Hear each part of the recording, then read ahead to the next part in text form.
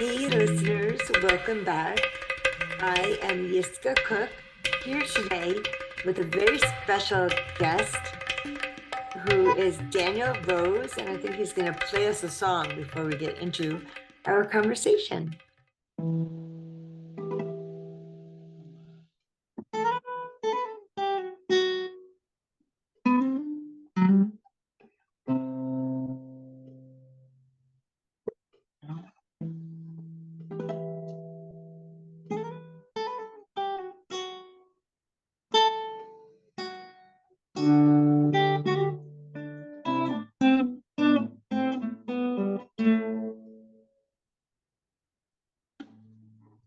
That Saint Stephen's with a rose. It had a Oh, similar. yes. So it's Well, good to see you, hello. Jessica. Let's just talk with you, Daniel. So I know that you are a hypnotist. And I wanted to talk to you about different brain waves and how there might be similarities between hypnosis and dreaming.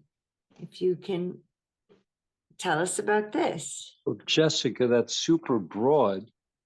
Should we Okay. narrow it down to something even more specific?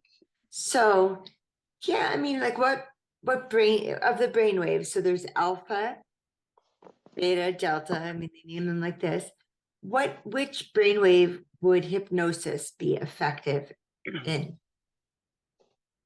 Well, some say the dreamy state of theta, for example, sometimes Theta.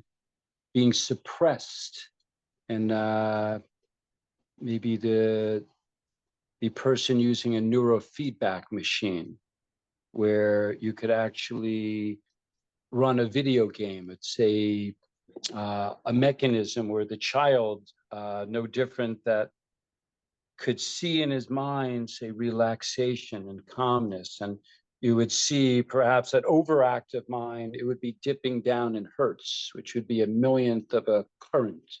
And it could be measured on an EEG machine, an electroencephalogram, which is often related to theta, and lowering that metric could make, again, the video game could make the mouse go through the maze. And it's not like sophistication of a whole video game. It's just a program, pick something else. So you're looking for feedback. You can also, again, with the awakened state, lower the theta, the daydreaming, and maybe raise, say, someone on the spectrum, often looking at beta, which might be somewhat geared towards if that, say, person could do excellent in math or science and maps. And Okay, so beta is more of the world. How would it's you super. explain beta?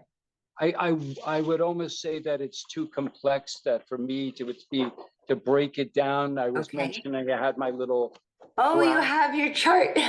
It's like just as a reference point. So the point there's a common belief, and then there's possible different views of things. So it's I happen to like an Andrew Huberman, neuroscience person. That's My on my my dream, my main dream teacher, Dr. Stephen Larson, is also very into neurofeedback.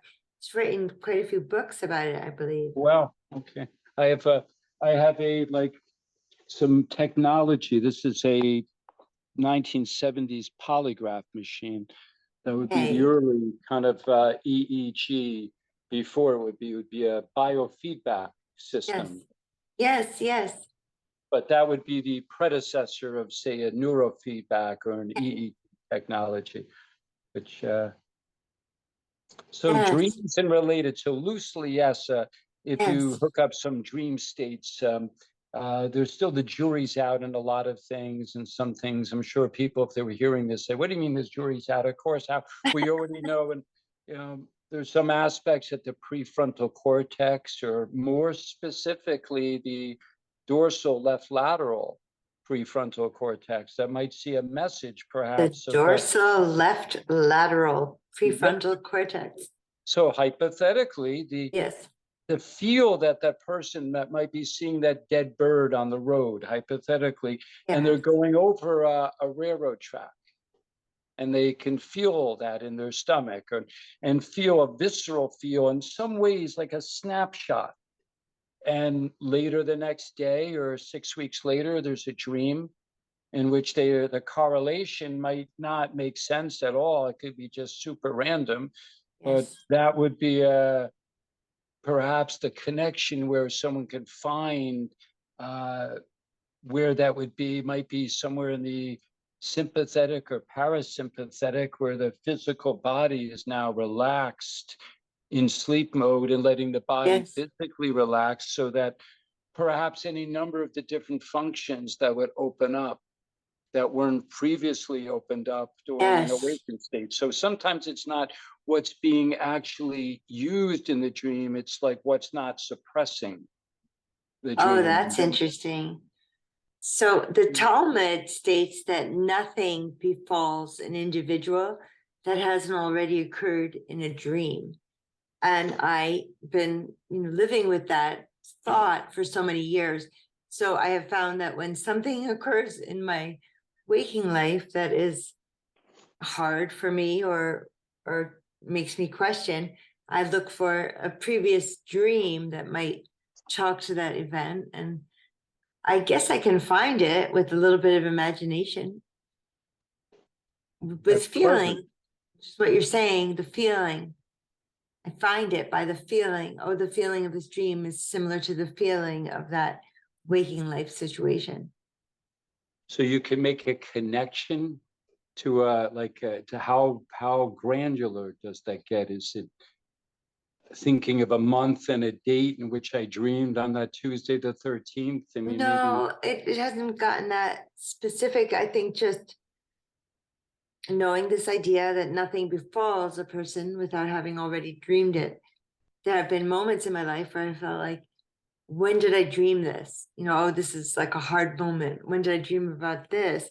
And when I look back in my dream journals, and that's the thing, I keep a log, I keep a record of everything I've dreamed since I was 19. So Wow. actually, probably I started journaling my dreams when I was 19, but I probably didn't do it regularly until I was like 27. But it's just, again, the feeling you were talking about, the feeling sense. It's really, oh, it feels like this dream feels like it could have been the one that reflected the information about this life event. I would ponder to think that there's probably like a probability factor.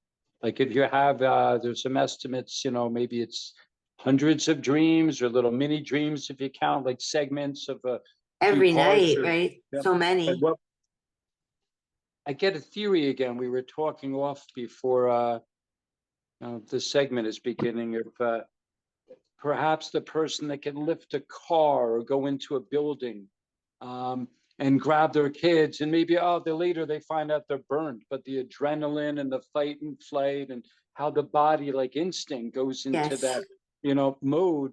Maybe there's a lot you can think from that. We're letting that wall down and getting out of the fight and flight in a conscious state and understand and see that how that, but also the phenomena that took place. Perhaps it does go back to the dreams, where at least a decent percentage, maybe at least a third, is like escape, some Right, right. challenge. Like it's Yes. like a virtual simulator that when This we is what I'm finally it talking happens. about, man. Yeah, I know that's saying the same thing. If it hasn't happened before, I mean, how is it said in the Talmud again?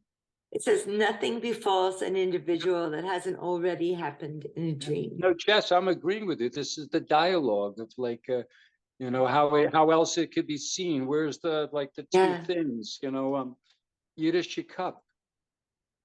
This is the dialogue. It is. I love that. When I Mhm. was much younger, and I was writing regularly. I wrote, "Life is a living conversation with a responsive universe." And that was how I was living then. And it's maybe harder to find in my day-to-day life now because I'm much more a homebody. When I was on the road, miracles happened regularly, and foretelling and whatnot. But if I really listen carefully in my smaller life, I can find so many synchronicities, coincidences, what feels like miracles. That is beautiful. It's a grounding feeling. Yeah, And you were being talking about connected. that before. What do you mean a grounding? Like, I mean, obviously I understand both feet on the ground and kind of, yeah, Well, first grounded.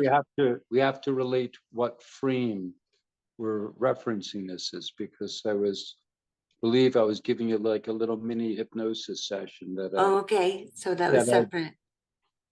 yeah, no, but meaning within that groundingness, you know, something that I would do with people that have physical um, attributions, feelings, connections, where if they could release that fight and flight, maybe they might have scoliosis or fibromyalgia or Epstein-Barr's or rheumatoid arthritis. Who's saying they're not? But they Great. do know when they get stressed, they feel it more. Yes. You may be a person that's having IBS or IBD, irritable bowel disease. Maybe it's existing. However, over 30 years, it increased to the point they needed surgery after the divorce or after the Right. incident. So like there's After the enough, stressful. yeah. I'm Yeah, saying that's there's enough. I have multiple sclerosis, Yeah. and it obviously was um, a latent feature that as susceptibility that I would have to this. But after my mother died, I was grieving so deeply. My grieving was what they would consider complicated grieving, that that I ended up getting MS. I mean, I really was From that. wanting to die. I wanted to die. I was writing poetry to You know what? How many death. years ago was that? That was 26 years ago. Okay, so 27 years ago, you did not have MS. I did not. Okay, and so how old were you? I'm taking some notes. I'm just going to do Oh, like a good. short little Oh, exercise. good, And good. Because you so will how be old? my hypnotist. So I was 26, and now I've had it for 26 years. So you know what that feels like to me is it feels Half like your life. it's time to now not have it. I've learned so much, and every time I feel like I've learned so much, then there's so much more learning to come. Of course, life brings learning, but What, what, I feel like now I just want to heal completely and then spend the rest of my life saying glory to God and speaking of God's wonderment. And that's where I'll I'm tell at. you some, if there is some benevolent being that exists, perhaps it could be like if a person cuts their finger, and as long as they don't pick at it, it would Right. heal. They Okay. break a bone, it mend. And if you're looking at being 52 and half your life ago, for example, that you were in a better situation 27 something years ago, perhaps whatever got in your mind was from that fight and flight, that parasympathetic, that autonomic nervous system, again, the medulla oblongata, the brain stem, and sending that firing mechanism in any way, shape, or form. We could break it down, but just saying at a certain point, maybe it's just science. Like, again, to this Yeah. point, just follow it. The gal that's 52 and she's had The her, gal is 53 now. She just had a okay, birthday, well, February 27. could you release baggage that perhaps would Can you help me please release more well, baggage? as we're speaking, keep this Yeah. recording. Just Yes. sit in the chair Sitting. and, and see yourself being centered, almost as if you could see the left, right side of the body being very even, and keep the eyes open. Keep the eyes open and take a look and just take both hands like that and open the fingers like that and just let them release and pass. Open them again. Leave Not them that like that. easy for Oh, I'm me. sorry. I'm sorry, actually. Just the emphasis is to the best you can. Let this be Yeah. subtle. Like think about like a leaf that barely makes contact with the water. like Yes. that's resting. These comments, Yes. they're glancing ones. Take them in any way, shape, or form. But I want to try something in a little bit that would be as simple as looking up. See what your situation and health make it difficult with your eyes and face in any way?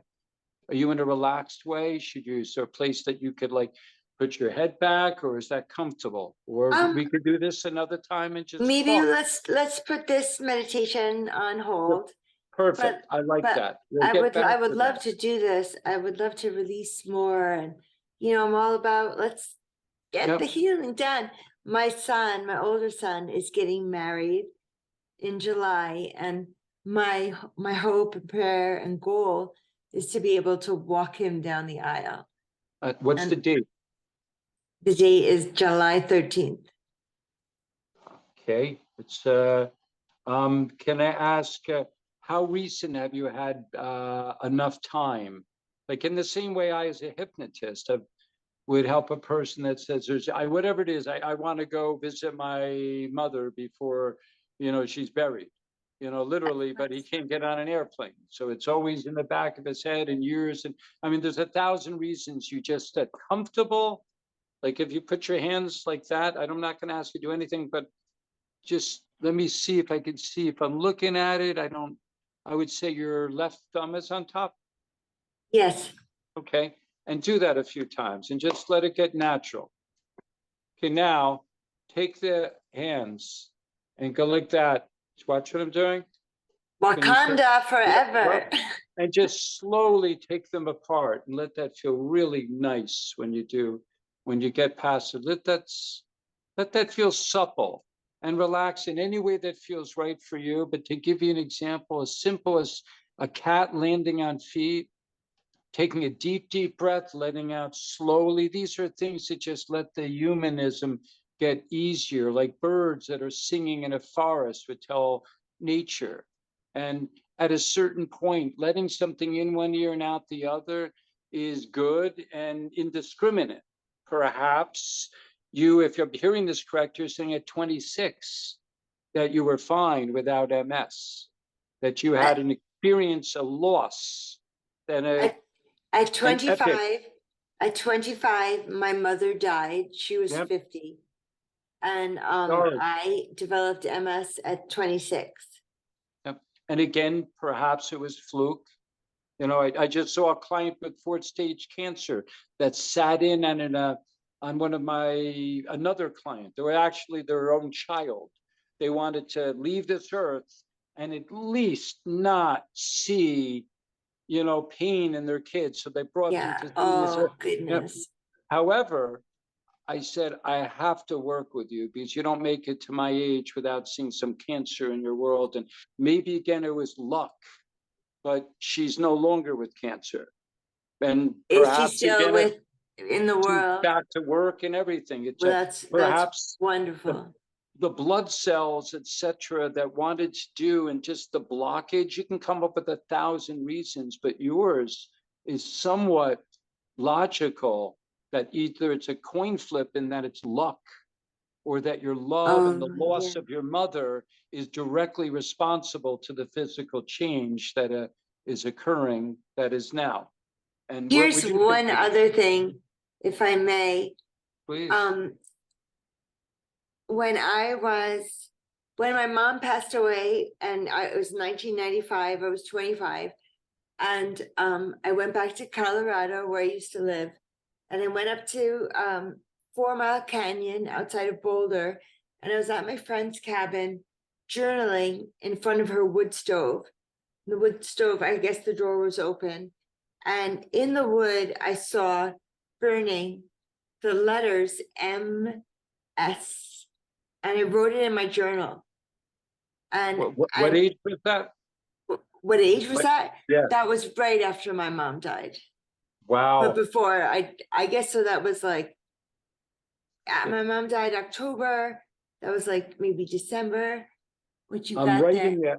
I'm writing a list of what to let go of.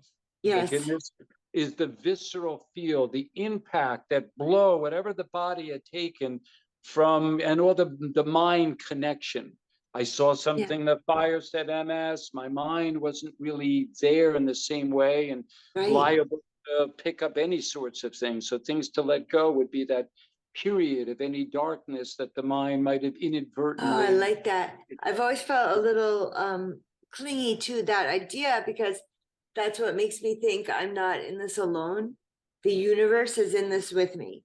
The universe showed me what may come, and then it came, and so it helps me to feel not alone because God slash the universe slash the source, whatever it is, um, had told me that this was going to happen. So I'm accompanied. This being what?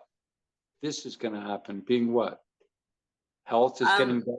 going to have to deal with this illness and go through this whole life, short, period of time with learning and struggling and um, opening so much. So in the perfect, if you had the new jacket, imagine, Jessica, you could, in your dreams, build upon this. What would that look like? I mean, I can give you ideas of what other clients say, but what would the new jacket, if you put a lens onto the eye, like an exposure therapy, you even leave your eyes closed and see that as if the next 2, 3 years were more calm and light, more relaxed and balanced, as if your mind guided your journey more eloquently, as if a lens was just cleared and the physicality flowed more easily and effortlessly at that fork in the road, the release of the old baggage, as you can see it but not attached anymore and feeling lighter, like that feather barely making contact on that gentle stream, sound of songbirds telling nature is all right, and a reset button to all bodily function just flows like air we breathe, the calmness, like a leaf floating free of mind and body,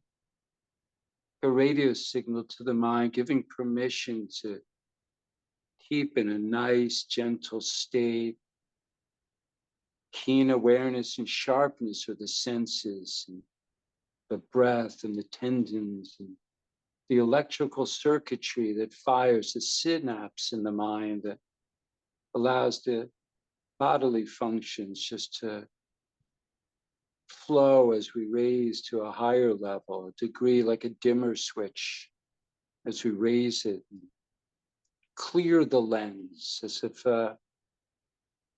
forensically clear. Are If you a every, Joe Dispenza student? Do you know what? Joe? There's a teacher named Joe I Dispenza. never heard of him. It's like he's just a square guy from the Really? 50s. No, You know, I know Joe Dispenza. Yes, it's of yeah, course. okay. And just what you're talking about reminded me of where he's saying when manifesting, bring all of your senses into it. So you're smelling the wildflower, you're feeling the cool water on your feet, you're, feeling the wind in your hair, on your face. And I just love that. So yes, you're So let's bring that back to you and okay. dreams again. And Yes, what you were saying before about neurofeedback or yes, EEG and neuroscience, and yes. um, the essence of what I do as a hypnotist is to let whatever we're doing linger in the real world. So if you Yes. think about the neuroscience, the child that maybe is stressed and maybe going through something and maybe he's on the spectrum, or just a high level peer pressure, life, whatever it would be, Jordan, take a seat and see if you can make the mouse go through the maze, which basically is only going to happen if he lowers his theta, as we were speaking, in that metric. And literally, a person, a dad or mom who knows a little bit of computer, could like raise the needle. I mean, literally, that bar, which should be a hertz, a millionth of a current of electrical whatever that goes through the brain, you could see the baseline when they start, and then little by little, That's so cool. what about grandma when you're there, and then like, and they're they're thinking from a different level that's like allowing them to feel peaceful. And maybe that kid is nonverbal, hypothetically, but now think about when you're doing science and math and they're raising their beta, and then on the screen, the flower blooms when the one aspect is going, and when they break the threshold, say it's 80 hertz, and they bring it down to 70 and 60 and go a little deeper, Jordan, and deeper, and they're lowering the number right there, like working with a person. And when they break that, they're seeing it on the screen. And when everything goes right, they can keep it at that state, walk and go to the bathroom and come back and keep it at that state again, leave the office, and most, if not all of that would perhaps linger. And that would be just Jordan. That might be in his own brain. He kind of unraveled the knot, and now he's living, say, with high level thinking, but relaxed, like he's at grandma's. And Yes. the average person doesn't do that. However, My older son, well, let Phelan. me finish the point, Oh, though. I'm sorry. Keep. No. And maybe in the same way that if you could think and be peaceful in the chair and see and feel that, just kind of like a dream in which you go from lucid to awakened, see if you could keep the awakened state, with keeping the mind settled. If you hear thoughts and they're getting rattled, let it in one ear and let it out the other without digesting, and see if you can keep us. So just like the boy in the perfect world, and he's on the spectrum, he leaves, it's, the other 90x%. No, it doesn't work that well. It's the real life, but it's like but just thinking along the lines of getting your best state, no different than being on a vacation on a weekend.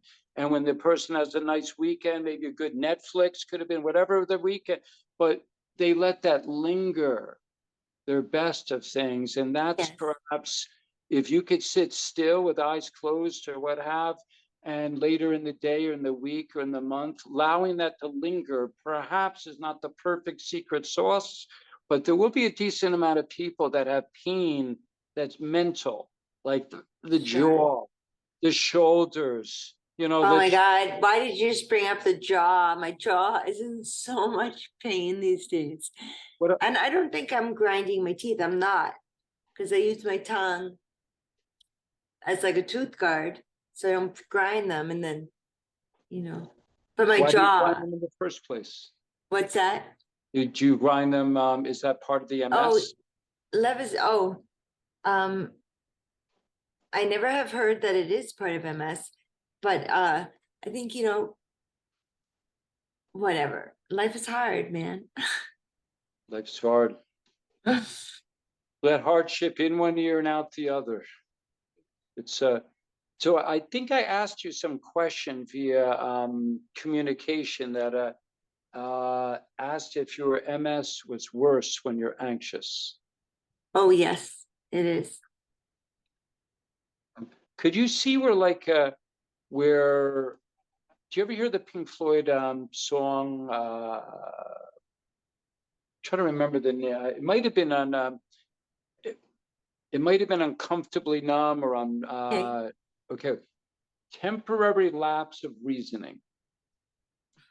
Do you ever hear that quote? I should be I a little actually bit am more not. accurate. It's not. So it might be not on the wall. I think if it was on the wall, I maybe would know that quote. Yeah, maybe, I think it's Dark Side of the Moon, Yeah. or I'm going to give up on what it was on, but Okay. sometimes it's a temporary lapse of reasoning that happens in a person. We're like, oh, what was I thinking? Or maybe you can't really, remember what was going on or maybe for that one moment, a soldier just sees something, and we're all that soldier in some way, and something that, whether it be 3 months or 3 years, we weren't ourselves. So help me God, excuse me, if I ever make it to the ground, I will never get on a plane again. Well, they recognized there was a temporary lapse of reasoning, in the similar turbulence, a person is often good to recognize perhaps they did get some stuff into their mind. Whether that be over the age 25, 26, with the loss of a family member, and recognizing my mind wasn't all there. Minimally, I was human and received death in the own way, and plus my contacts and whatever was going on that might have multiplied that. I picked up, whether it was just my time or not, but my symptoms. So whether we call it a label, letting go of the label, whatever it would be, my body needs to see it perhaps as I picked something up during moments of stress, temporary lapse of reasoning, the loss of someone, and at least ask my brain to minimally, whatever is going on at this age of 53, like a wound on a finger, let it heal without picking at it. So maybe it'll never Yes. return back to Yes. your normal best and Yes. whatever it would be, but no more than it needs to be. 63, 73, 83. If my mind's thinking, oh, I'm getting older, it's like, no, if I can balance out my age with the fact that I'm working good mental skills and balance, like a cat landing on feet, I allow my, I stand out of my own way. I just let certain thoughts, and with that, I let go of labels and anything that I picked up in my mind. And hey, you fake it until you make it. I'm I've had always some people, careful. When people say my MS, I'm always careful. Don't say my MS. You don't have ownership of it, nor would you want it to be a part, possibly. If you don't want it to be a part of you, it's not mine, the MS. So I try to separate myself in that way from the disease. I can be Disease. long-winded, maybe on another session, or maybe not at all. But I have worked with a lot of fascinating. You can't be in this line of work without occasionally picking up some kind of things where maybe they're just. I mean, I'll give you an example. It's a touching story of a hypnotist. I'll leave his name nameless. I've known him for about 15 years, and he would handle my Spanish clients. And I had a person that said he was really kind of hard pressed on me. He wanted to come in again and bring his mother, but his mother only spoke Spanish. And my friend Caesar, when I called 5, 6 times, never called me back. So as the story unravels, I finally get a text from his wife and saying, this is Bianca, and sorry, he can't text his hands. His early stage Parkinson's Oh had my. picked up. He had never recovered from COVID, or at least whatever we call COVID, or whatever, Right, or right. whatever it Whatever. is, whatever a person's frame of mind. But the frame of time was that something that he felt a little bit of. Now he's 2.5 years into it, and I thought, can I visit him?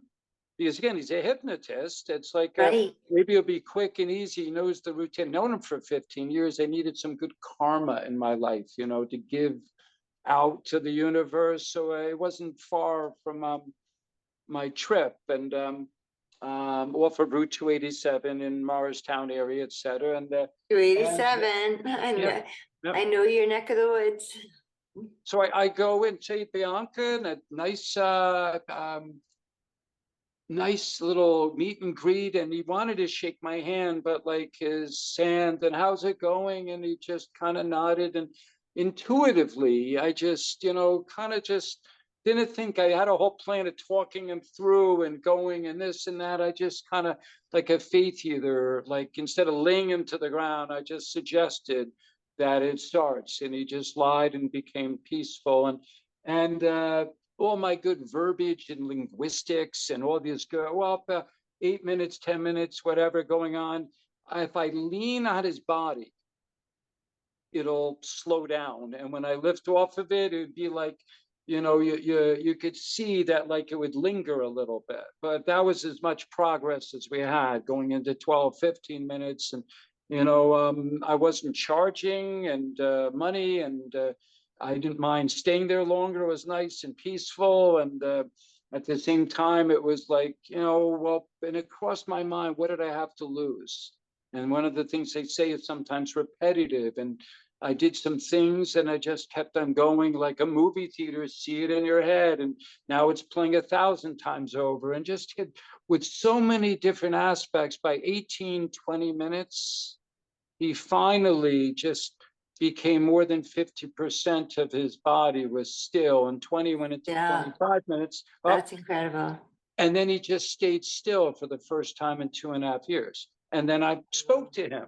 I said, Caesar, you understand, your eyes are closed, but I'm here with your wife. And like, you're as conscious as you are hypnotized, and give me a thumbs up and tell me, is this a good state that would feel? And then I asked him in different ways, we'll say, to emerge and to see this as if it was, picture 86 different ways to say, as if the movie was continuing in your head, as if the lens is now clear, as if you could lock down that golden helmet, as if the body was already attuned, as if you had 1,000 lives more energy in that movie, that whatever it would be. But then I filmed him, and he just kind of stood, and the Spanish, I don't know Spanish, Paquita Espanol, and I filmed her. See. Later, some Spanish people, she said, you're the work of God, you're the salt of the earth. It's like you brought upon, it was you know, and it was What just an honor. What an honor. but Well, I'm so glad. 4 months later, she 4 months later, sorry to say, my brain sometimes, even sorry to anyone listening, sometimes if I don't finish the story, oh wow, Sure, please don't let me. no, I'm sorry, I'm saying, but 4 months later, she's saying, well, but she described his energy and his balance, but she said it's wavering, and it kind of got beyond the, like, maybe to say that maybe less than half of it still held. But she said no energy, and but that's all the we're getting at is, lingering. but that would have been a 76-year-old guy that felt this at 74, that might have just kept on going until he passed on and never saw like a clearing, you know, and it would have just, he accepted the labels.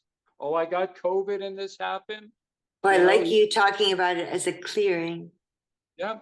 Like our life is, you know, going through the dark forest, and there's challenges, and there's, you know, branches sticking out, and but every now and then we come to a big clearing of soft grass and stillness, or the wind breezing through the trees. That's a very beautiful thing. Hey, you've disappeared, Daniel Ruth. Oh, there you are. So add a little of your dream theory to tell me about what I'm doing with hypnosis. Maybe let's talk about what you just shared in the dreams. Just hit this one thought and you expand upon it. I've noticed in my dreams that it'll often show like expansiveness, other than the ones where we're like preparing ourselves for danger. It's often openness, like a horizon. You know, not to offend anyone that's religious, but maybe we were all born on the plain of the savannah, and we're used to seeing the horizon in the far distance. And maybe it's like a balancing, but I find that in dreams that I could see like the expansiveness, and I find that very grounding. And I often find in my waking state, like a dream, that I'll look out and I'll notice the dimension and let the depth kind of, I feel like a groundingness to that, almost like if someone's standing on their feet or getting a good night's sleep. But what is it? May I ask you what your astrological sign is? No, you can't. It's a private thing. I really don't want to know. I don't want people to know and look. Okay, right. I don't want to make. Oh, you're gonna make. I was kidding. I was joking. I'm gonna guess My it. God, it's Aquarius. My apologies, Jess. You know, we don't know each other's humor, but it's no, it's Aquarius. Okay. Yes.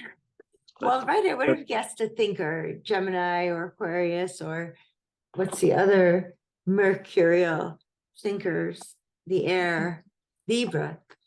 So so that's interesting. Yeah, so, we Aquarius, we're like a good 30, what is it, 30 million strong or something? Oh, is that so? We're a really niche group. Aquarius. So my friend, I really enjoyed this making of the podcast. It's soon midnight, so I do have to go to sleep. I will see you, I'll meet you in the collective unconscious. There we go. Okay. I'll be tapping your shoulders. Yes, you can tap my shoulder. I'll dance with you. You'd like to dance? Dance. Let your dreams fulfill you tonight, hon. Let the fairy dust hit the reset button on your bodily functions. Amen.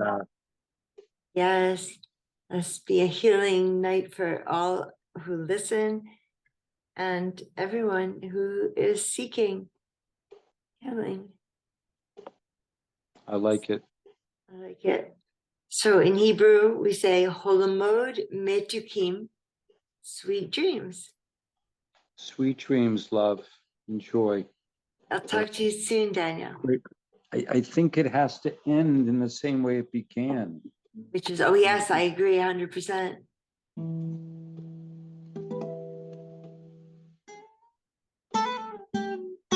Okay.